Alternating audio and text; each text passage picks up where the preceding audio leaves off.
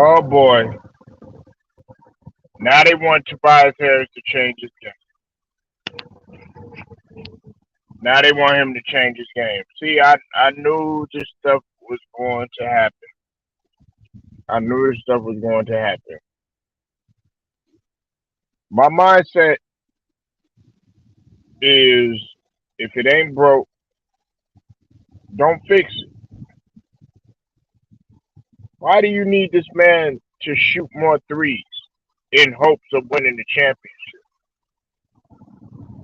That's what they want him to do. They want him to shoot more threes in hopes of winning the championship. No, what you're trying to do is you're trying to set him up and try to make him to be the weakest link so that you can weave him out of there and slowly start your snakish ways. I can almost guarantee it. Look, we're in a good position right now. We do not need Tobias Harris shooting any more threes. Tobias Harris, like I said, he's had up and down if you look at the totality of everything. But overall, I'm happy with Tobias Harris' play. If anything, you need to be getting on Danny Green. Now, this is just my opinion. Danny Green should have been gone. Okay, he should have been gone. He should have been gone, and that's just what it is because Danny Green is not. He hasn't been performing up to the level that he once was when he was with San Antonio, or when he was with the Raptors. I'm not going to count the Lakers because when he was with the Lakers, um, we knew what that situation was, and he was aging. He clearly wasn't the same, and I don't like the fact that they put all this immense pressure on him, sending death threats to him and his wife over a stupid ass basketball game. Now, Tobias Harris, he's been in the league for quite some time. I like Tobias Harris. I like him. I like him as a player. And I think he's one of the more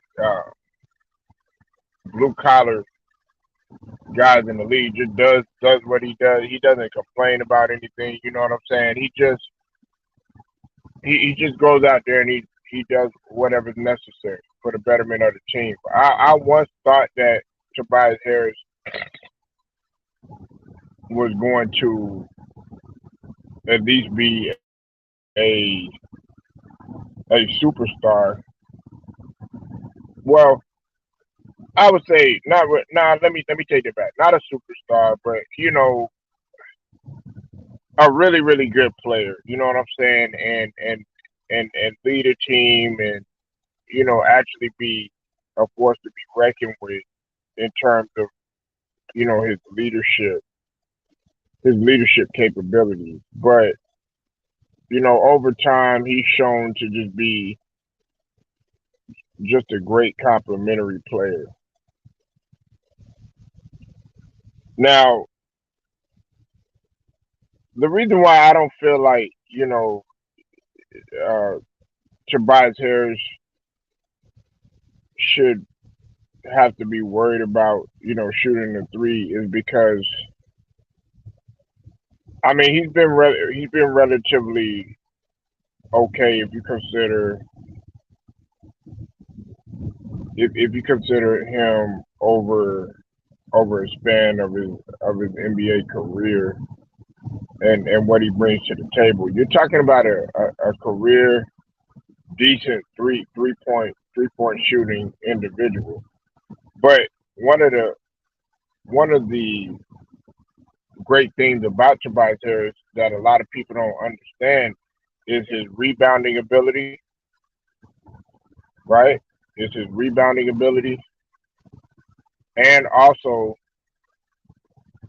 his defense, and and also a lot of people don't understand what type of capability he has in terms of hitting shots down the stretch.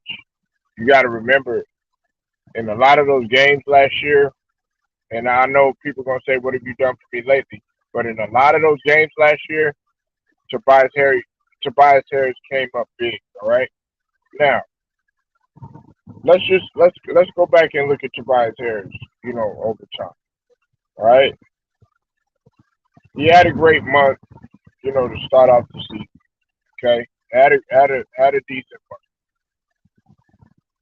decent month for the most part. There's no complaints there.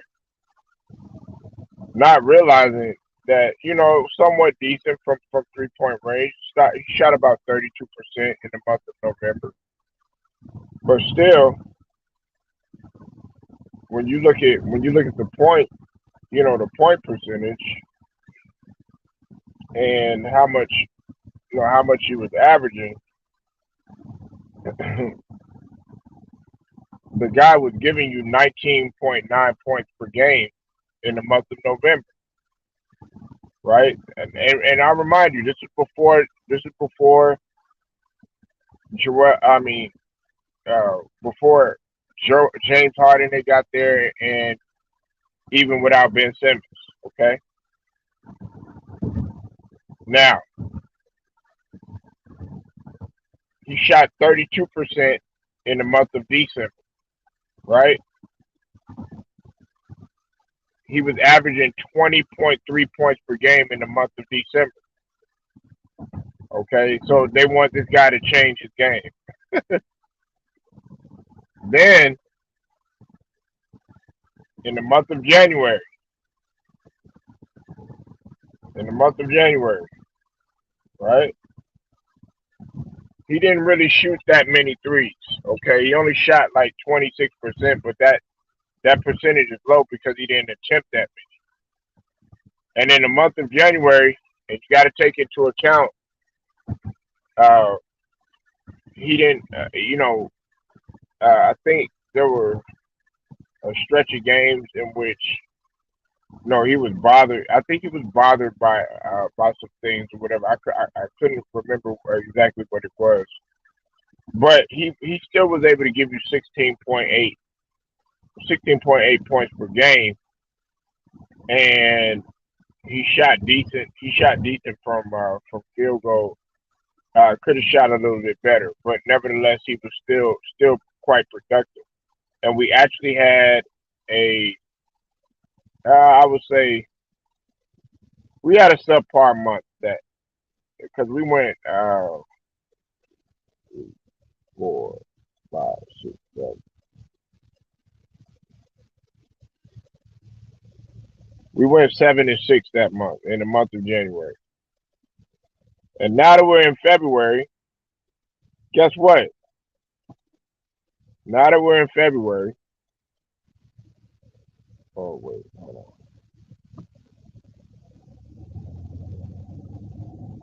I think I was reading the wrong one. That was January. No, in January it was 19.8.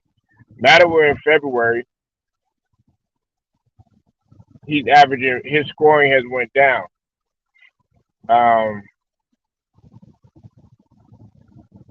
you know, let's not forget, some of the changes that have happened in this month too. He's averaging 15.5 points per game. They're telling this guy, okay, yeah, you need to shoot more 3 pointers, but our record is pretty decent. We've been winning a lot, and he's got a guy in Joel Embiid, the MVP candidate. We know that and everything. But you're sitting here, you're telling this guy to shoot more threes, but the guy is shooting 37% for the month of February. So why are you trying to force this guy to do something that he's not? It makes absolutely no sense at all. No sense. No sense at all. And see, this is the stuff that I'm talking about. This is the stuff that I'm talking about. And look, I'm not here to, look. Surprisingly, I'm not blaming it on James.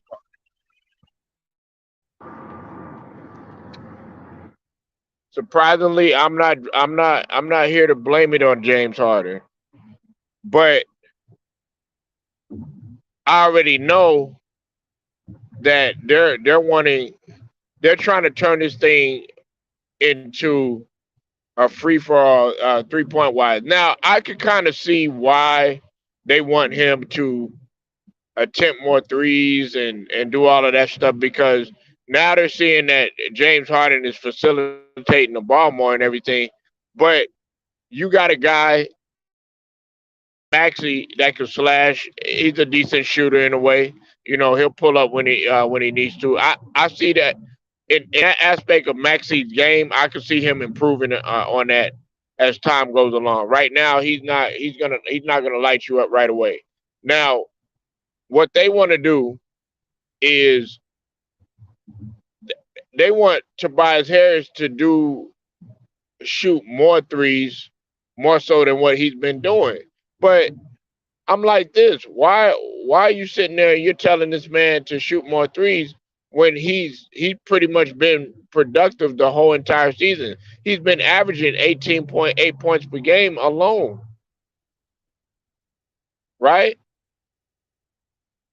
He's he's the third not well and when James Harden got there.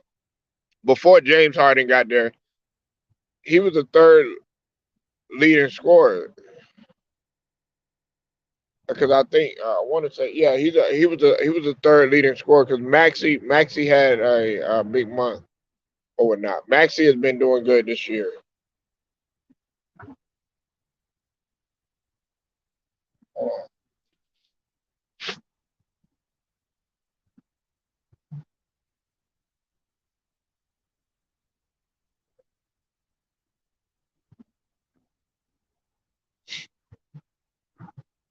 Yeah, well, yeah, he's actually the second leading scorer because Maxi's total that went down. Maxi's at 17.2 and Tobias Harris is at 18.8. So my question is this: you wanted him to shoot and attempt all these threes. You want him to get out of the comfort zone that he's playing. Then what you're gonna do is you're gonna start criticizing this dude, and you're gonna be saying, "Oh well, you know he hasn't been playing good," just like they've been doing. They've been doing their whole entire season. Like now, I disagree with some of the Sixers fans that sit up there and say that Tobias Harris has just been playing like trash. I disagree with that because he hasn't. He has not been playing trash, and he hasn't. He's had some up and down games, but you best believe Tobias Harris will be consistent. Now, the only thing that I will give to anybody in terms of Tobias Harris and maybe his inefficiency is when last year when he was playing, I noticed that he started to towards the end of the games and everything, especially in big moments, he wasn't showing up quite frequently. Now in the regular season he was. That's probably the only argument that you could bring with Tobias Harris. Other than that, he's always been good for between 18 to 20 points. But you're wanting this guy to get up out of his comfort zone just because James Harden is there now, and now you want him to change his game. No, we were winning without James Harden. I want to make that very clear. We were winning without James Harden. Did James Harden make us better? Yes. And if he keeps on playing the way that he does, okay, yeah, we could possibly do some things.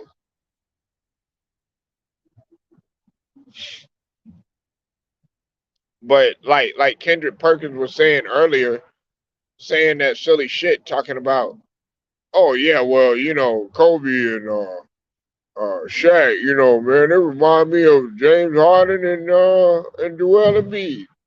Can't go that far, buddy. And the thing that separates Shaq automatically from a guy like Joel Embiid is the fact that as much as I got on Shaq and as much um, as I was critical of Shaq, Shaq showed up at the right time. Could have had a longer and a better career had he took care of his body, but he showed up at the right time.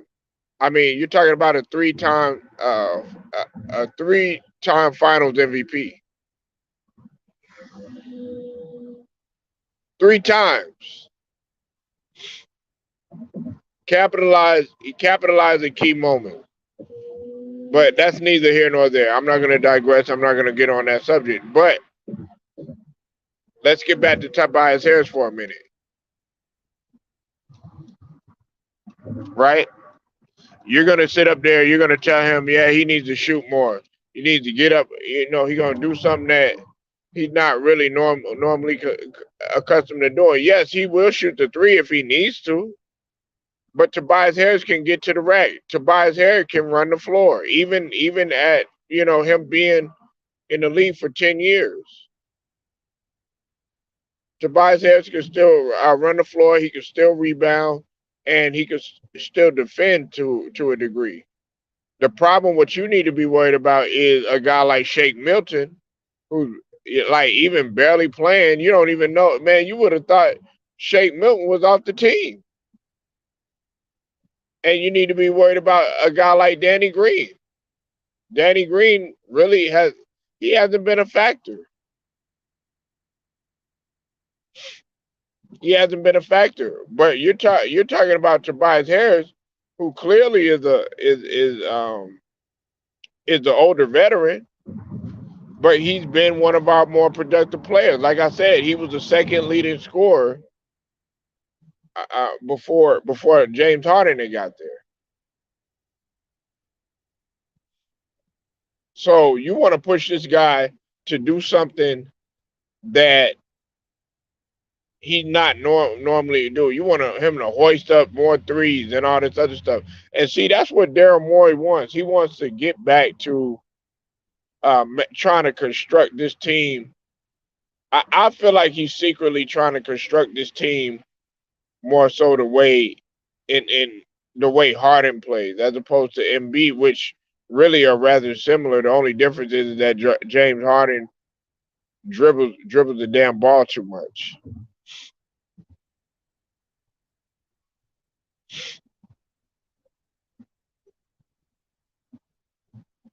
You know, I mean, it's just I can see it happening, and we're talking about. Listen, these guys are talking about they're automatically uh, in the prison of the moment, like always, sitting up here saying, "Oh yeah, well, uh, James Harden, man, and Joel Embiid, man, that's an automatic championship." I'm not really looking at it that way because, like I was telling, I told True the King and the fellas earlier in Swish Life and JT and Grinder or JT Grinder and Lou the Ryder. I said, man, listen, as bad as Chicago has, they played, they haven't played that great last couple of games, but I could guarantee you that they still play fast. They still know how to get up and down the floor. Boston, they're playing fast. They have a defensive squad right now. Cleveland, they play fast.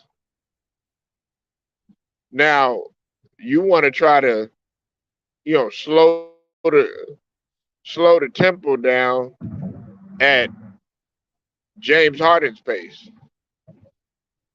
You want him to hoist up more threes. Look, this is what he's gonna start doing. I can guarantee you, this is what he's gonna start doing. If things don't start going his way, I'm talking about James Harden, he's gonna start sitting around. He's gonna start pouting, and they're gonna do everything they can to make moves. If they would have got rid of Tobias Harris, I'm gonna tell you like this: that would have been more. That would have been more damaging to our team than them getting rid of Drummond. Now Drummond was a huge loss. Drummond was huge loss, regardless of what you want to say, and so was Seth Curry. But the only reason I give it to Drummond is because when Joel Embiid would go out, he was the bulk of our rebound, and our rebounding and rim protecting and that size down there is a must. Yeah, Seth Curry, but see Seth Curry was inefficient at times. What's up with it, Daquan Adams? I see you in the building, bro. He has to change his role. He's the fourth option. No, he doesn't need to change his role. And first and foremost, Daquan Adams, he averages 19 points a game. Maxi averages 17. Okay, and Maxi is not all about scoring. All right, we were winning before James Harden had got there. You need to understand that you're looking at individual accolades and scoring and stats and stuff like that. You're not you're paying attention to basketball one sided, my man. You have to understand that Tobias Harris is a rebounder. Tobias Harris plays defense.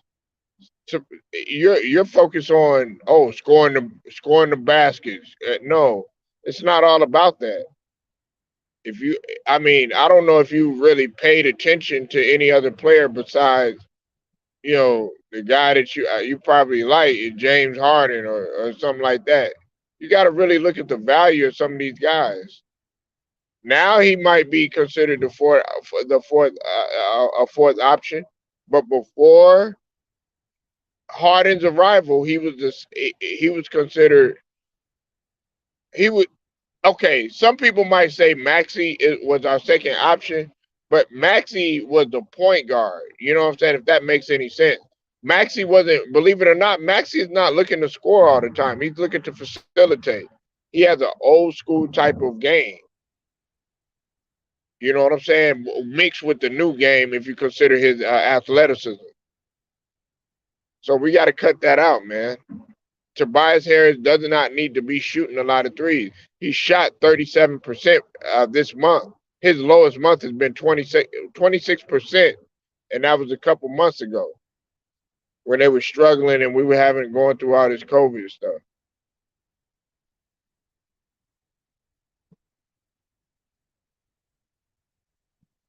And you also got to realize this too, Daquan Adams. Over the course of his career, he's always been somewhere along the lines of he's pretty much a dub. He's putting up a dub or just a little bit less than that. But one thing that you could count on Tobias Harris is about rebounding and his defense. Now, as far as his defense, I mean it's been down just a tad, but he's still a solid defender. He's been better.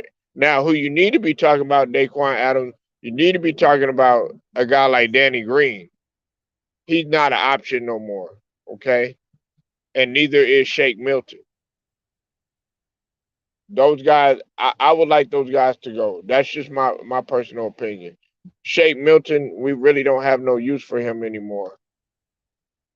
He was our scoring punch last year, but he's shown his inability to get better.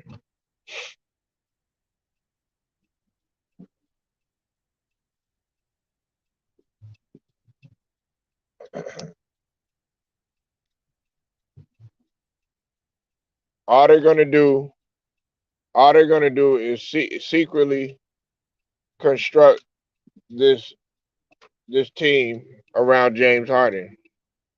Daquan Adams. Harden is the second star automatically become the second option. Maxey still fire to buy. See, no, you're looking at the game all wrong. If Tobias Harris was that bad, why is he starting? You ever think about that? And all this first, second, and third option BS that you're talking about, that really doesn't need to be put out on the table. What needs to be put out on the table is not breaking something when it needs to be fixed. What's up, Theo? I see you in the building. He does not need to be. Listen, he doesn't need to shoot a whole lot of threes. That's what's wrong with it. That's what's wrong with y'all way of thinking. You think everybody has to pull up from 30. Everybody has to pull up from 40. Everybody got to shoot from free throw extended and beyond. Everybody's game is not predicated on that. He's a mid-range shooter. He's a rebounder. He's a solid defender. You know what I'm saying? He's not no Matisse Thybulle, but I mean, Tobias Harris does clamp down on defense when he needed to be, and the guy is averaging 18.8 points per game. So why are you looking at him as trash? Danny Green has not shown up. Do you know how many minutes Danny Green is playing? He's playing under 20 minutes a game this season. You know why? Because he's not durable. You know how many Shake Milton is playing? He's getting like the other night, a couple of nights ago, he only got like 7 minutes a game because he can't be utilized. Tobias Harris can be utilized. No, he wasn't. He was not playing back. Okay, I'm gonna go ahead. Daquan, man, you easy work, man. Listen. I'm gonna go ahead and go through the stats for you, right?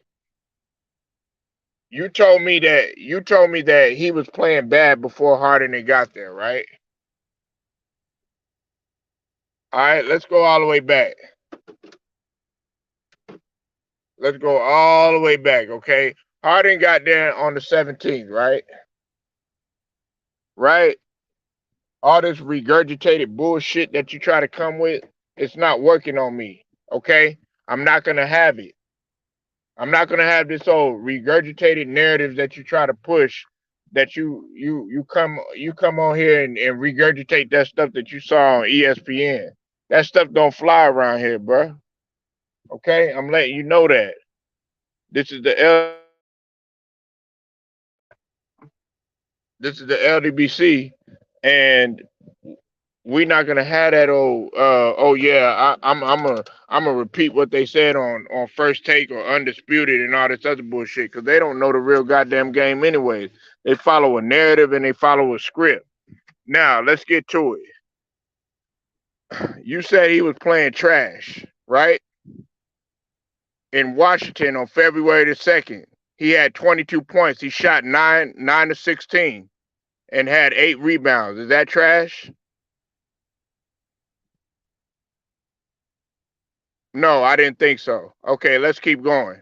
Right. Now, the very next game against Dallas, he had 18 points, shot 7 to 12. Is that trash? No, I don't think so. Against Chicago, he shot 6 of 9, had 16 points. Is that trash? No, I don't think so. Did not play that good against Phoenix. He did not show up, but he still had 14 points and he had 6 rebounds. The very next game against OKC, he's supposed to do that. He had 24 points, had 9 of 14, and had 5 rebounds. Is that trash? No, I don't think so. Against Cleveland, he had 16 points, shot 6 of 12, 50% from the field, and had 2 rebounds. Is that trash? No, I don't think so.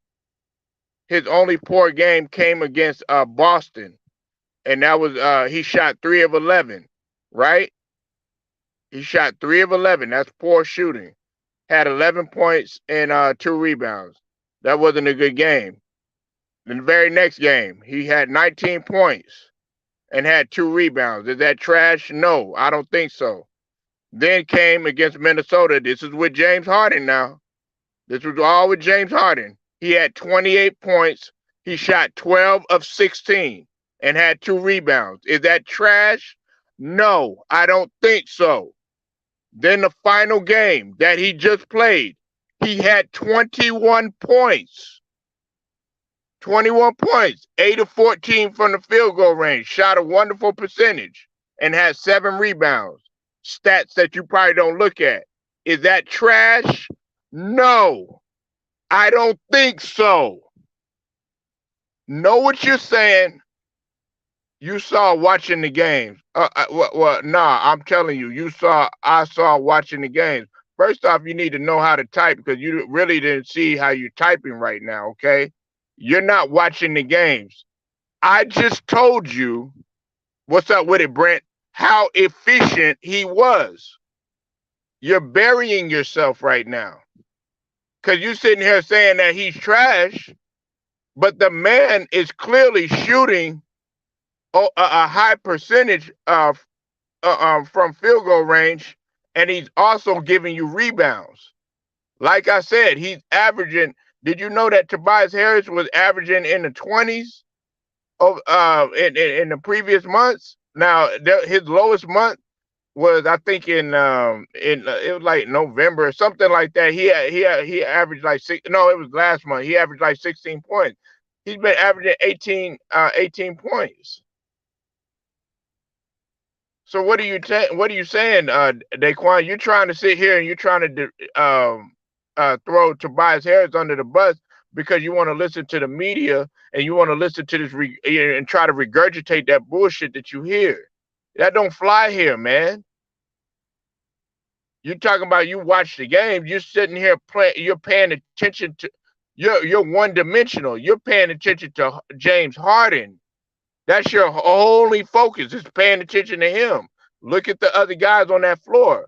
You got to look at the value of Maxey. You got to look at the value of Tobias Harris.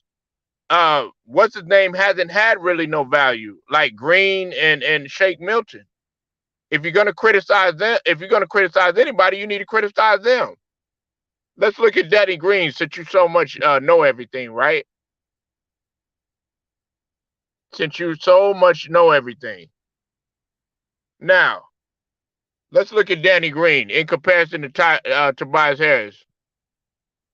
Danny Green against Washington, he only has 6 points out of 27 minutes, 2 of 5. Is that trash? Yes, it is. Danny Green, he only had 4 points, shot 2 of 7. Is that trash? Yes, it is. The Danny Green that I used to know. Against Chicago, he played 27 minutes, had 8 points, shot 3 of 5. That's not the Danny Green that I know. Against Phoenix, he only had 3 points, shot 1 of 4. Is that trash? Yes, it is. Against OKC, he only had 3 points. Is that trash? Shot 1 of 6. Yes, it is. Against Cleveland, he only had 6 points. He shot 2 of 4.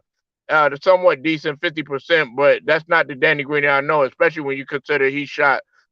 He played 28 minutes against Boston. He shot 1 of 5, only had 3 points. Is that trash? Yes, it is. Against Milwaukee, he only had 2 points, shot 1 of 4. Is that trash? Yes, it is. Against Minnesota, he had 6 points, only shot 2 of 5. Is that trash? Yes, it is. And then against New York, he only shot 1 of 2, had 2 points. Is that trash? Yes, it is. So why are you sitting here saying that Tobias Harris isn't productive? I need to know, Daquan, because you're sitting here saying all this stuff, but you're not criticizing the real Achilles heel on our team, which is Danny Green.